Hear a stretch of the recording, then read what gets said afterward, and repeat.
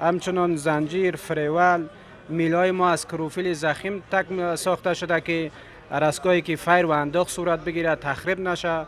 و همچنان در مورد قدرت انداختی باید براتون بگویم که از 50 الی 200 متر قدرت تخریب داره، یعنی پیش رویش هدف هر انسان هر چیزی که باشه کشنده است و میکشه.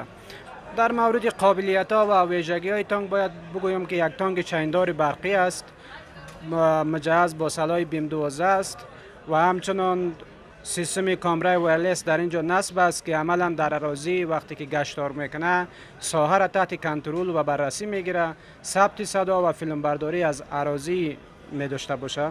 و همچنان سیستم رادار داره که در اراضی اگر این گشت میکنه هر اسگاهی که پیش روش ماین یا چیزی برخورد میکنه به ما یک صدا یا لارم میده و مسیرش را تغییر میده. همچنان در موادی که در ساخت ساز تانک استفاده کردیم همش از موادهای داخلی افغانستان تهیه کردیم. بدنه تانک از اشتیل ضخیم تکمیل شده که خیلی ضخیم و وزن داره. وزن مجموعی ای تانک هم در حدود 55-60 کیلو وزن داره که از اینجا انداخت صورت میگیره. و همچنان اینجا سیستمی ترتیب و تنظیمی قرار دادن جای فایره های ما می باشه که ما اونجا را ترتیب میکنیم. و لایزر دقیقا در این قسمت موجود است. لایزر در این قسمت است و در داخل میل است. در داخل یکی از میل است جابجا کردیم که لین وایرینگش است.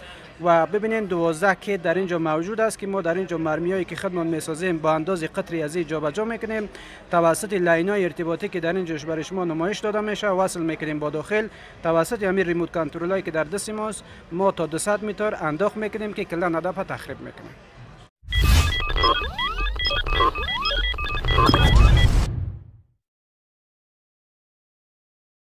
سلام مجدد بیننده عزیز، آمد در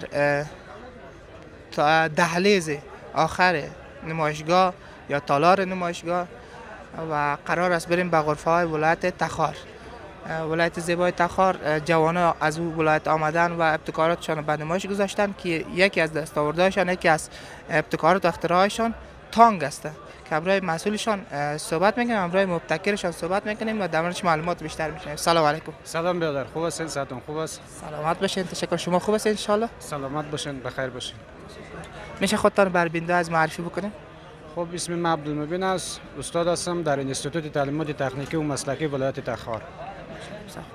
کدام رشته و کدام انستیتوت؟ انستیتوت مرکزی دپارتمنت برق. کلا این چیزایی که آماده از تخار آوردین برنامه‌اش گذاشتین از رشته برق است؟ دقیقاً همش از دپارتمنت های بخش برق است که ما اینجا به نمایش گذاشتیم. پروژه را موفقانه به اتمام رساندیم، آوردیم به نمایشگاه. راهنمای این کارم خودتان بودین؟ دقیقاً ما تحت نظر خودم این پروژه تکمیل شده. میشه در موردش معلومات بدین چه کارایی داره این تانک و در چقدر وقت ساخته شد، مصارفش و چند نفر در ساخت از این کمک کردن؟ خب در مجموع ما یک تیم هستیم در ولایت تخار که در انستیتوت تعلیمات تکنیکی و مسلکی محصلین عملا درس میخوانند، آموزش میبینند و همچنان تانکی را که ما ساختیم در ظرف یک ماه به محض از اینکه از اداره تعلیمات تکنیکی و مسلکی ما اطلاع حاصل کردیم که نمایشگاه قرار است در سطح مرکز برگزار شود، ما با جمعی هم تیمی ما که 4 نفر هستند از محصلین مشوره و تفاهم صورت گرفت با ساخت ساز تانک آغاز کردیم که در ظرف یک ماه پروژه ما تکمیل شد. در مورد قابلیت ها و ویژگی های تانک باید بگویم که یک تانک چیندار برقی است، مجهز با سلاح بیم 12 است و همچنان سیستم کامرای وایرلس در اینجا نصب است که عملا در اراضی وقتی که گشتار میکنه ساحه را تحت کنترل و بررسی میگیره، ثبت صدا و فیلم برداری از اراضی می داشته باشه. و همچنان سیستم رادار داره که در اراضی اگر این گشت میکنه هر اسگاهی که پیش روش ماین یا چیزی برخورد میکنه به ما یک صدا یا لارم میده و مسیرش را تغییر میده. همچنان در موادی که در ساخت ساز تانک استفاده کردیم همش از موادهای داخلی افغانستان تهیه کردیم. بدنه تانک از اشتیل ضخیم تکمیل شده که خیلی ضخیم و وزن داره. وزن مجموعی ای تانک هم در حدود 55-60 کیلو وزن داره. همچنان زنجیر، فریول، میلای ما از کروفیل ضخیم ساخته شده که ارسکایی که فیر و انداخت صورت بگیره، تخریب نشه. و همچنان در مورد قدرت انداختی باید براتون بگویم که از 50 الی 200 متر قدرت تخریب داره، یعنی پیش رویش هدف هر انسان هر چیزی که باشه کشنده است و میکشه. و در مورد تهیه و ساخت مرمیش هم که ما خودمون ترتیب و تهیه میکنیم از موادهای المنت، سیم رابط، بارود ترتیبی از را تکمیل میکنیم و داخل میلا میگذاریم. توسط ریموت هم انداختم توسط ریموت است و ناگفته نباید گذاشت که یعنی 30 درجه میل به طرف بالا و پایین میآید و همچنان لایزر در داخل میلا نصب است که توسط لایزر هدفگیری میکنیم و توسط ریموت انداخت میکنیم و انداخت هم توسط ریموت صورت میگیره که برمیگرده به مدیریت ما که چگونه باید انداخت بکنیم، یعنی به شکل تاقه‌ای، به شکل جورایی یا به شکل مسلسل یا موازی، یعنی دو چهار به این شکل میتونیم که ما انداخت بکنیم. و همه چیز در موردش گفتین، فقط اینو نگفتین که خود از این چقدر امی کنترلش از چقدر فاصله دور کنترل داریم ما. خب این برمیگرده به کانالا یا ریموت ما که هر قدر کیت یا ساحه دوربرد ریموت ما بیشتر باشه ما میتونیم تا 1 کیلومتر 2 کیلومتر را توسط ریموت کنترل بکنیم. این ریموت از خود نه بله این ریموت ها مربوط خودتان است، ولی با این ریموت ها با بسیار فاصله کمتر، چرا این ریموت های بزرگ در داخل افغانستان پیدا نمیشه، کانال ها یا چینل های بیشتر داشته باشه، با این فاصله کم میشه کنترل کرد. ولی با ریموت هایی که ما اگر بتونیم از کشورهای دیگه ایران یا پاکستان وارد کنیم و بیاریم ریموت ها را میتونیم 1 کیلومتر راحت این را کنترل و مدیریت بکنیم. با خود همین ریموتی که فعلا در دسترس ما و شما است با چقدر راه را میتونیم که کنترل بکنیم؟ 15 متر 20 متر توسط ریموت ها میتونیم که مدیریت کنیم و کنترل بکنیم. و در ساخت از چقدر مصرف شد سر شما؟ چقدر مصرف اومد؟ در ساختی که ما را تکمیل کردیم و آماده ساختیم 70,000 افغانی هزینه برداشت که هزینه ای را از طریق انستیتوت تعلیمات تکنیکی و مسلکی برای ما داده شد و ما را حمایت کردند. ما همچنان را آماده کردیم و ساختیم. از این محصل 4 نفر محصلینی که در ساخت از اینا همراهتان همکار بوده هستن اینجا حضور دارن؟ از همکارای ما که اینجا هست انجینر صاحب خلیل الله، انجینر صاحب عنایت، انجینر صاحب خلیل الله یا از محصلین ممتاز و مبتکر ما در انستیتوت بودن که ما همچه برنامه را آماده کردیم و تکمیل کردیم. حالا اینجا حضور دارن انجینر صاحب هر 4 شون؟ هستن دقیقاً هست. و امروز از اونها یک مصاحبه می داشتیم و در مورد لیزرایی که داخل میلاش گفتن است، این لیزر فکر کنین است که میندازه اینجا. ببینید لیزر اینجاست، اینجا کامرای وایرلس است که با وای فای وصل است. زمانی که ما وای فای روشن کردیم یعنی توسط کامپیوتر یا صفحه تلفن نمایش داده میشه. هر جایی که لایزر ما بود میلا بالا و پایین میشه که توسط باز هدفگیری میکنیم، هدف توسط مرمی انداخت صورت میگیره. باز اگر شما خواستین در مورد چون اینجا اجازه نبود مرمی هایی که ما ساختیم در داخلی از ایگر چون به شکل آزمایشی هم بود، از اینکه گفتن خطرناک است باروت استفاده شده، مسئولین اینجا مرمیایی را از پیش ما جمع آوری کردند و محل آزمایش هم اینجا نبود و ما تصاویری انداخت، تصاویری رفت برگشت از فایر در داخل کامپیوتر داریم که بار اگر شما خواسته باشین در خدمت چینل شما قرار میدیم. حتما ان شاء الله اونا رو میگیریم استفاده می‌کنیم. و سوالی که در ذهن ما باقی ماند لیزری که گفتن داخل میلا است. اگر شما این لیزر که فعلا از پیش سر کنم لیزر رو براتون نشون میدم. خیلی تصویردار ما همکاری بکنن تصویر شبیه گیرن. اگر شما داخل وایرینگ داخل تانک است که این سیستم خیلی یک وایرینگ مغلق پیچیده است، خیلی زمان میگیره که شما همچین یک وایرینگ را آماده کنین و ترتیب و تنظیم کنین، خیلی زمان میگیره و داخل صندوق هم که در داخل گذاشتیم کیت های محافظه‌ای است که اینا میتونه پایه های ما را روشن کنه و همچنان میلای ما را روشن بکنه. و در مورد لایزری که شما گفتین، در مورد لایزر شما گفتین لایزر در داخل چی می باشه؟ داخل میل می باشه. این هم کیتی هست که لاینای کیت ما وصل میشه به داخل سیستم وایرینگ ما که از اینجا انداخت صورت میگیره و همچنان اینجا سیستم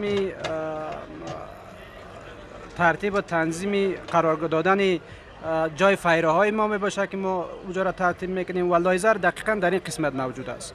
لایزر در این قسمت است و در داخل میل است، در داخل یکی از میل است جابجا کردیم که لین وایرینگش است و ببینید 12 کیت در اینجا موجود است که ما در اینجا مرمیایی که خودمون میسازیم با اندازه قطری از این جابجا میکنیم توسط لاین‌های ارتباطی که در اینجا برای شما نمایش داده میشه وصل میکنیم با داخل توسط همین ریموت کنترلایی که در دست ماست ما تا 200 متر انداخت میکنیم که کلا هدف تخریب میکنیم. خب بسیار خوب، تشکر استاد بزرگوار از معلوماتی که در مورد تانک داشتین. انشالله که ویدیو رو از تان میگیریم و در ادیت اضافه میکنیم. در ویدیو خودان هر پیام گفتنی داشته باشین که در خدمتتان هستم.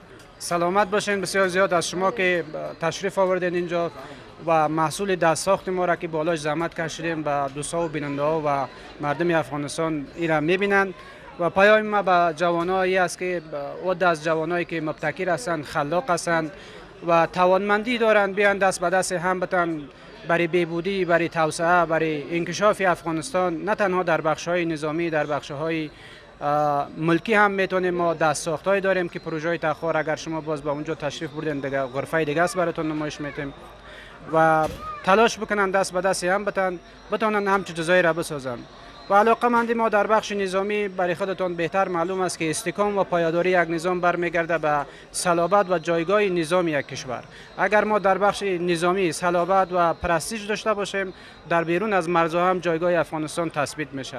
پس بیاین دست به دست هم بتیم و از رهبری حکومت هم تقاضای ما است که همچه جوانایی که مبتکر و خلاق هستند اینا را مورد تشویق حمایت قرار بدن در آینده باشد که یک نظام قوی و مستحکم داشته باشیم.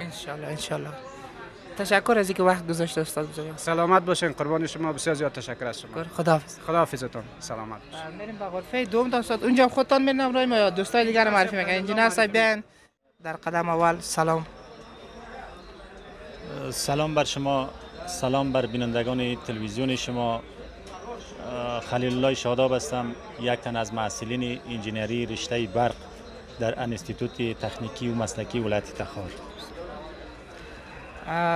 در مورد ابتکاراتتان صحبت داشتم استاد، بسیار مختصر که شما تصویری از تانگ ما، اختراعات ما گرفتین و این غرفه هم مربوط ولایت تخار میشه و چیزهای دیگری که ما در این پروژه داریم مثلا ریکشای برقی است که توسط برق لیورس پس پیش کار تمام کارکردهایش توسط برق میشه.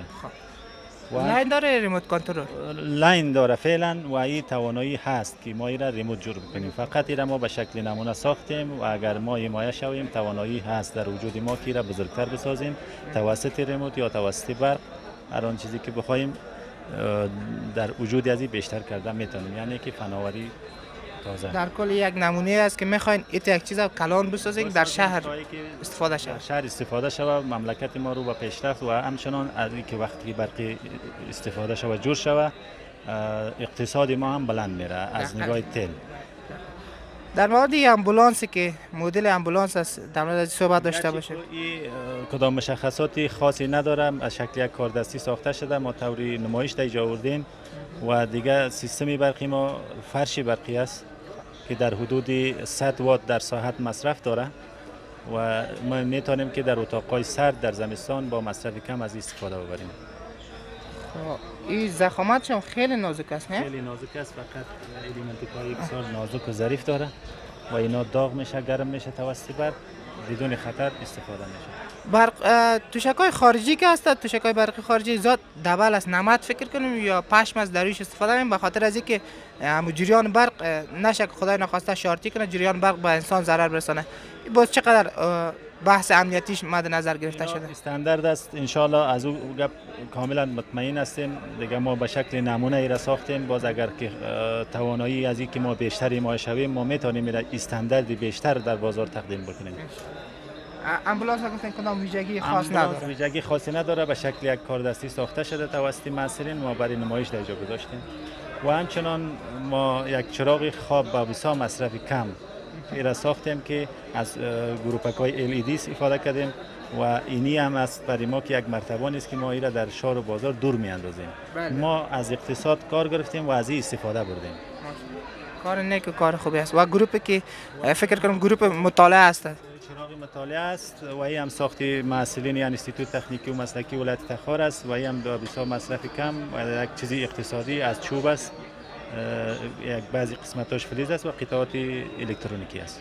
و قسمت پایانیش یا پایش فکر کنم بوتل 5 کیلویی است.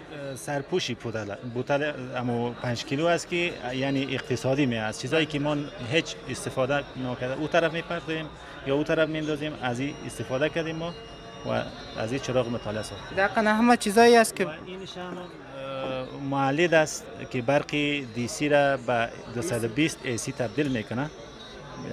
نامش برق شهری. این هم ساخت خودتان است یا از محصلین دیگه است؟ فقط در اینجا مخترعی که ما هستم تانگ ساختیم، در اختراعات تانگ ما سهم دارم، البته در بخش قطعات الکترونیکی. و رشته خودتان برق است یا الکترونیک؟ برق است. هر پیام گفتنی خاص بر کسی، بر شخص خاصی داشته باشین که امر ما در خدمت شما است. پیام ما برای جوانا این است که از گشتن بیکار، از بسیار وقتهای خود ضایع نکنن، از فرصت استفاده ببرن، کار بکنن، تلاش بکنن، مطالعه بکنن، آگاهی خود در سطح کشور بلند ببرن. تشکر از اینکه وقت دادین. تشکر از شما که با ما مصاحبه گرفتین. تشکر، خداحافظ شما. وقت خوش.